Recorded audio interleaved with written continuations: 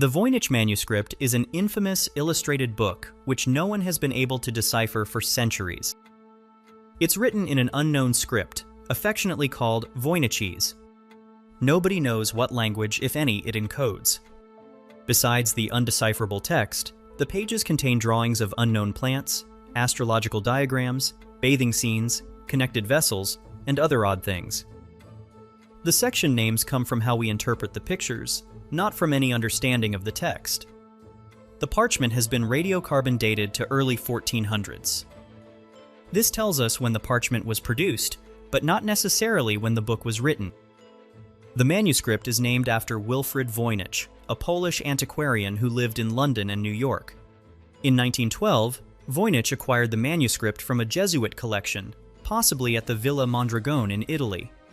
Some researchers suggest different locations. Inside the book was a letter written by Jan Marek Marci, addressed to the scholar Athanasius Kircher. The letter said that the Holy Roman Emperor Rudolf II had once bought the book for 600 gold ducats. In modern times, having passed through several owners, the manuscript was donated to Yale University in 1969. Today, it's in the Beinecke Library. Let's start with some random, interesting facts. The manuscript uses 20 to 30 recurring glyphs, plus another set of rare or ambiguous variants. The whole manuscript has about 165,000 characters, depending on the transcription. The lines of text are divided into word-like groups of symbols, separated by spaces. But we can't be sure if these groups represent distinct words. Other than these spaces, we don't really see any other punctuation. None of the depicted plants has been identified with full confidence. This increases the mystery, as we don't know what type of environment these plants represent. For reasons like this, the drawings can't really function as a visual dictionary. One section shows rows of little objects beside what look like ornate containers. These objects resemble plant parts. The manuscript may be the work of more than one scribe. In the herbal section, we see examples of what could be slightly different handwriting styles. One of the depicted women holds something resembling a cross, which could allude to Christianity, but it's not certain. Folio numbers from the 16th or 17th centuries tell us that a few pages were already missing when Voynich bought the book. The recipes and astrological sections show a connection in the repeated flower-like star shapes in the drawings. There's evidence of slight retouching, but there are no outright erasures or corrections, somewhat odd for such a long text. Villa Mondragone, where Voynich allegedly bought the manuscript, is the location where the Gregorian calendar was proclaimed. Finally, Voynich's wife Ethel was the daughter of the mathematician George Boole, for whom the Boolean numbers are named. Let's now present some statistical factoids.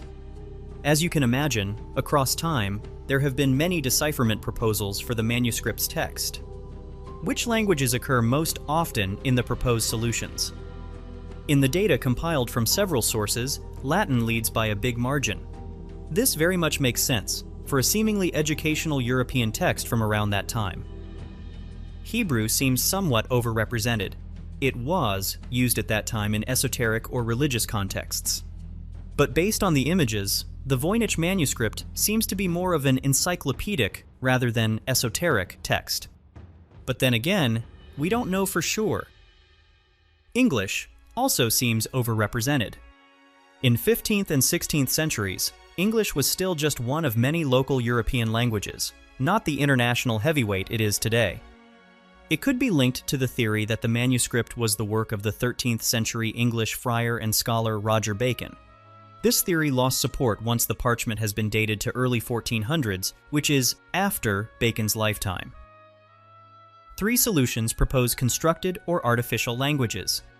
This approach takes big liberties in this context. If the script is unknown, and the language behind it is imaginary, how do you meaningfully prove this? Oddly, 2 solutions involve the Native American language Nahuatl. Such readings try to connect the manuscript to Aztec or Mesoamerican herbals. This is questionable, as the shown architecture, the Western zodiac, and the way people look strongly suggest the author was European. Here are the languages which occur only once in proposed solutions: As indicated by the flags, some languages are real. Others are more vague geographic or historical categories. There are also such concepts as musical notation or even Morse code, which was first used in 1844. This chart shows which decoding methods are suggested to transform the manuscript into plaintext. The most common ones are abbreviation, expansion, substitution. Others include text generated using an artificial procedure, numeric or symbolic codes, phonetic reading, anagrams, and other reordering tricks. Before we look at character stats, let's explain the nonsensical words you'll soon see. The original glyphs are difficult to type, search, and count, so researchers created a few transliteration systems. They replaced the original glyphs with Latin characters for ease of use, without claiming to translate them. We'll use EVA, or the European Voynich alphabet. So when you see nonsensical words like these, remember that they're not English words, nor translations, nor pronunciations. They are the same original glyphs, only shown in a way that's a bit easier on the eyes. The most basic step in analyzing an unknown writing system is to count how often each symbol appears. This chart shows symbol frequencies using the EVA transcription. The most common symbol is this one, with 22,022 occurrences. Unfortunately, frequency alone doesn't tell us if the glyphs represent letters, numbers, abbreviations, a cipher, or something else. The next chart goes one step deeper. It looks at common pairs of adjacent symbols. These are character pairs inside words, not repeated words. The most common pair occurs almost 10,000 times.